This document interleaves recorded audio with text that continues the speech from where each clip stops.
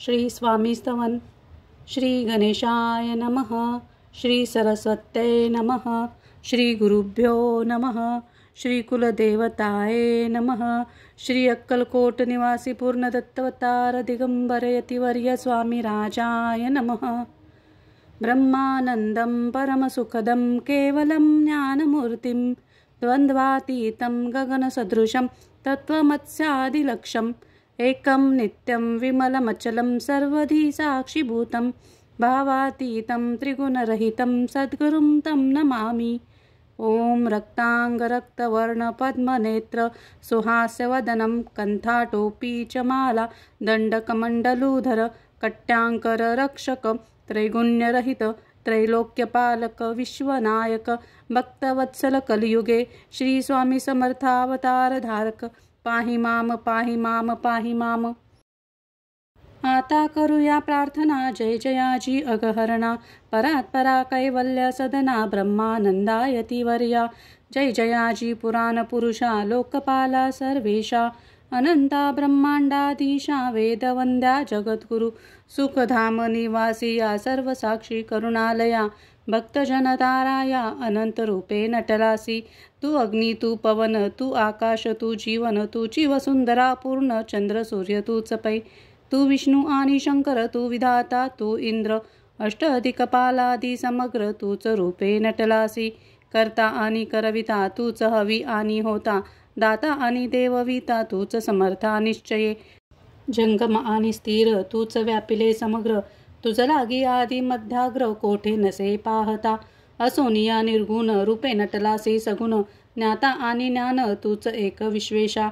वेदांचाही तर्क चाचरे शास्त्रास्त्रेही नावरे विष्णू शंकर एक सरे कुंठित झाले सर्वही. मी केवळ अल्पमती करू केवी आपुली स्तुती सहस्रन्मुख ही निश्चिती शिनला ख्याती सर्वता. दृढ ठेविला चरणी माथा रक्षावी मजसी समर्था कृपा कटाक्षी दीनानाथा दासाकडे पहावे. आता इतुकी प्रार्थना आनावीची आपुल्या मना कृपा समुद्री या मीना आश्रय देईचे सदैव.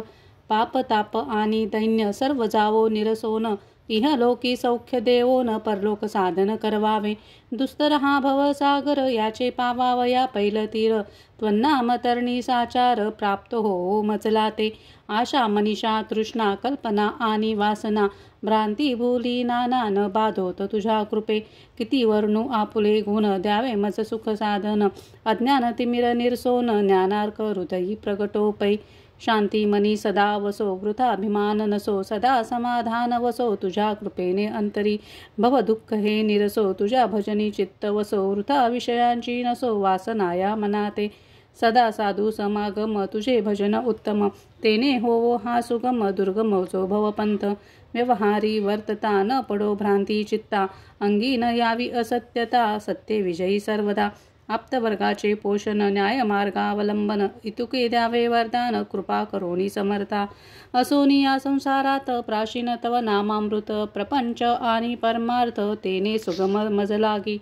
करता आणि करविता तूच एक स्वामीनाथा माझी ठाई वार्ता मी पणाची नसेची माझी ठाई वार्ता मी पणाची नसेची माझी ठाई वार्ता मी पणाची नसेची.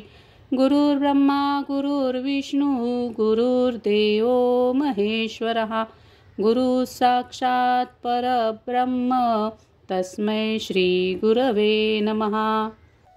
अध्याय 16. श्री गणेशाय नमः.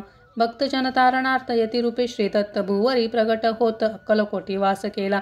जे जे झाले त्यांचे भक्त त्यात श्रेष्ठ स्वामी सुत ऐकता त्यांचे चरित्र महादोष जातील. प्रसिद्ध मुंबई शहरात हरिभावे नामे विख्यात आनंदे होते नांदत निर्वाह करीत नौकरीने. कोकण प्रांती राजापूर तालुक्यात इतिया गाव सुंदर हरिभाऊ तेथील राहणार जात मराठे तयाची. ते खोत त्या गावाचे होते संपन्न पूर्वीचे त्याच गावी तयाचे माता बंधू राहती. मुंबईत तयांचे मित्र ब्राह्मण उपनाव पंडित ते करीत व्यापार त्यात तोटा आला तयासी. एके समयी पंडितांनी स्वामी कीर्ती ऐकली कानी तेव्हा भावधरोनी मनी नवस केला स्वामी ते. जरी 8 दिवसात मी होईन कर्जमुक्त तरी दर्शनात्वरित अक्कलकोटी येईन. हरिभाऊ आणि त्यांचे मित्र अफूचा व्यापार करिता त्यात आपण नुकसान सत्य येईल असे वाटले. त्यांनी काढली एक युक्ती बोलावून पंडिताप्रती सर्व वर्तमान त्या सांगती म्हणती काय करावे. हे नुकसान भरावयासी द्रव्य नाही आम्हापासी फिर्याद होता अब्रूची बट्टा लागेल आमुच्या. तेव्हा पंडित बोलले, मला कर्ज काही झाले, निघेल माझी दिवाळी, यात संशय असेना. तुम्ही व्हावया कर्जमुक्त, याची करावी युक्ती एक. तुमचा होऊन मी मालक लिहून देतो पेढीवरी. अफूचा भाव वाढला, व्यापारात नफा झाला, हे सांगावया पंडिताला. मारवाडी आला आनंदे. अक्कलकोटी स्वामी समर्थ सांप्रत काळी वास करीत, त्यांचीच कृपा ही सत्य, कर्जमुक्त झालो आम्ही. गजानन हरिभाऊ पंडित त्रिवर्ग अक्कलकोटी जात, समर्थांचे दर्शन घेत पूजन करीते भक्तीने.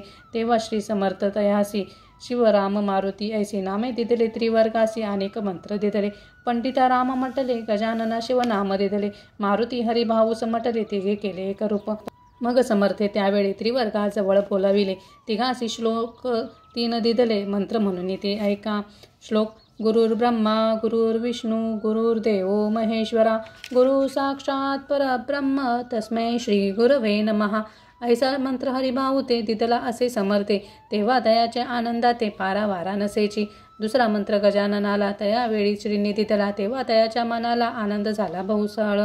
श्लोक: आकाशात पतितं तोयम यथा गच्छति सागरम, सर्वदेव नमस्कारः केशवं प्रति गच्छति. संतोषले त्याचे मन, मग पंडिताजवळ घेऊन एक मंत्र उपदेशन केले पावन तयाते. श्लोक: इदमेव शिवम इदमेव शिवम इदमेव शिवम इदमेव शिवः. 300 रुपये त्यांनी आणले होते मुंबईहून. त्याचे काय करावे म्हणून विचारिले समर्थाते. ऐसा प्रश्न ऐकून समर्थ बोलले त्या लागोनी, त्याचे पादुका बनवून येथे आणाव्या सत्वर. काही दिवस गेल्यावरी त्रिवर्ग एके अवसरी उभे राहून जोडल्या करी आज्ञा मागती जावया. आज्ञा मिळता तयासी आनंदे आले मुंबईसी. हरिभाऊच्या मानसी ध्यास लागला स्वामींचा. त्या आत्मलिंग पादुका 14 दिवसापर्यंत देखा. पायी वाकवी भक्त सका, दिदल्या नाही कोणाते. हरिभाऊ एके दिनी समर्थ सन्निधी येऊनी दर्शन घेऊन श्रीचरणी मस्तके त्यांनी ठेविले. तो समर्थ त्या प्रते घेऊन या मांडीवरती वरद हस्त सत्वरगती मस्तकी त्यांची ठेविला. म्हणती, तू माझा सुत झालास आता निश्चित. परिधान करी भगवे वस्त्र संसार देही सोडून. मग छाटी कफनी झोळी समर्थी तयाची दिदली. ती घेऊन त्यावेळी परिधान केली सत्वर. आत्मलिंग पादुका सत्वरी देती हरिभाऊचे करी. म्हणती, जाऊनी सागर तिरी किल्ला बांधून राहावे. जाऊनी आता सत्वर लुटवी आपुला संसार. लोभ मोह अनुमात्र चिंती तुवान धरावा. आज्ञा ऐकून या ऐशी आनंद झाला मानसी. सत्वर आले मुंबईसी साधू वेश घेऊन. असे हरिभाऊंनी काय केले, ब्राह्मणासी बोलाविले. संकल्प करून ठेविले तुळसी पत्र घरावरी. हरिभाऊ घर लुटविता तारे नामी त्यांची कांता. ती करी बहुता कांता घेत उर बुडवून. विनविते जोडणी कर अद्यापि स्वस्त करा अंतर. आपुला हा विचार सोडून द्यावा प्राणप्रिया. ऐशी तियेची उत्तरे ऐकून या स्वामी कुमरे. समाधान बहुत प्रकारे करीत असे तियेची. स्त्रियेच्या अंगावरील अलंकार तेही लुटविले समग्र. तिये दिदले शुभ्र वस्त्र परिधान करावया. आत्मलिंगे समर्थे स्वामी सुता ते दिदले होते. त्या पादुका स्वहस्ते मठा माझी स्थापिल्या. कामाठीपुरात त्या समयी मठ स्थापिला असे पाही. हरिभाऊ होऊन गोसावी मठा माझी राहिले. इति श्री स्वामी चरित्र सारामृत नाना प्राकृत कथा संमत सदा भाविक भक्त परिसोत षोडशोध्याय गोडहा. श्रीरस्तु शुभं भवतु. ओम श्री स्वामी समर्थ महाराजाय नमः.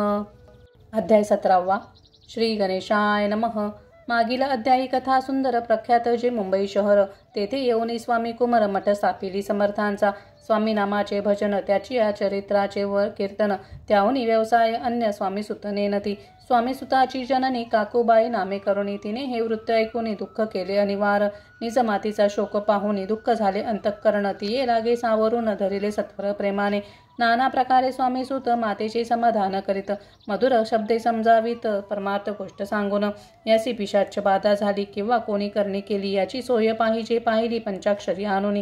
त्या समयी प्रख्यात थोर यशवंतराव भोसेकर, जयासी देव मामलेदार सर्व लोक बोलती.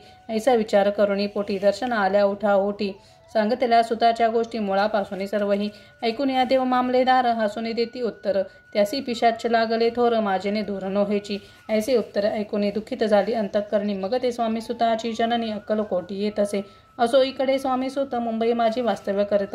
हिंदू पारसी स्वामी भक्त त्यांच्या उपदेशी जाहले. मठ होता कामाठीपुरात, तेथे जागा नव्हती प्रशस्त. मग दिली कांदेवाडीत जागा एका भक्तिनीने. तारे नामे त्यांची कांत, तेही त्रास देते स्वामी सुता. परितयाच्या चित्ता दुःख खेद नसेची. प्रथम मुंबई शहरात शके 1792 फाल्गुन कृष्ण त्रयोदशीस स्वामी जयंती केली तसे.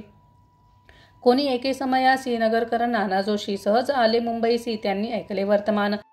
पाहुणी स्वामी सुता प्रति आनंदले नाना चित्ती प्रेमानंदे चरणवंदिती स्तवन करीती तयाचे स्वामी सुते तयासी लावी येले स्वामी भक्तीसी धन्य झाले नाना जोशी रंगले भजनी समर्थाच्या पुढे जोशी बुवांनी स्वामींची पत्रिका करुणी ती अर्पावया श्रीचरणी अक्कलकोटी पातले पत्रिका श्रीचरणी अर्पली स्वामी मूर्ती आनंदली समर्थे त्यासी आज्ञा केली नगारा वाजवा म्हणून नगारा वाजविता जोशी हासू आले समर्थांचे पाहुणी या स्वभक्तासी परमानंद जाहला असो अक्कलकोट नगरात शके 1793 प्रथम स्वामी जयंती करीत स्वामी सुत आनंदे छेली खेडे ग्रामात प्रथम स्वामी प्रगट होत विजय संगनामे भक्त गोट्या खेळत त्या सवे स्वामी सुत दिवसेंदिवस स्वामी भक्ती करी विशेष जन लाविले भजनास कीर्ती ध्वज उभारिला मना माझी धरुणी कामना कोणी येताची दर्शना त्यासी समर्थ करीती आज्ञा सुताकडे जावयाची स्वामी सुत ही त्याप्रती मनातली खून सांगती ऐकून जनचकित होती वर्णिती ख्याती सुताची एकदा सहज स्वामी सुत अक्कलकोटी दर्शना येत तेव्हा समर्थ राजवाड्यात राहिलं होते आनंदे स्वामी दर्शन घेतल्याविन तो न सेवी उदकान्न ऐसे दिवस झाले तीन निराहार राहिला मग वाड्यासमोर जाऊन आरंभ्य प्रेमळ भजन जे करून रसे भरिले पूर्ण ऐकले आतून राणीने सेवकासे म्हणे सत्वरी तुम्ही जाऊन त्या अवसरी त्या साधू ते मंदिरी प्रार्थून या आणावे पाहून या समर्थासी उल्हास सुताचे मानसी धावून या वेगेसी मिठी चरणी घातली निज सुता ते पाहुणी आनंदले समर्थमनी कर फिरविल्या मुखावरुणी हस्ती धरुणी उठविली अक्कलकोटी त्या अवसरी बहुत होते सेवेकरी परिसमर्थांची प्रीती खरी स्वामी सुतावरी होती स्वामी सुत रात्रंदिन समर्थापुढे करीत भजन पायी खडावा घालून प्रेमरंगे नाचती एके दिवशी श्री समर्थ बैसले असता आनंदात स्वामी सुत भजन करीत पायी खडावा घालून एकांत समय साधुनी समर्थ सांगती तयाकानी आम्ही जातो निज धामी वारसा पुढे चालवावा स्वामी वचन ऐकून स्वामी सुत निशब्द होई कल्पना न साहे त्यासी स्वामी विन कैसे जीवन वारंवार विनवी स्वामींसी ऐसे न करावे काही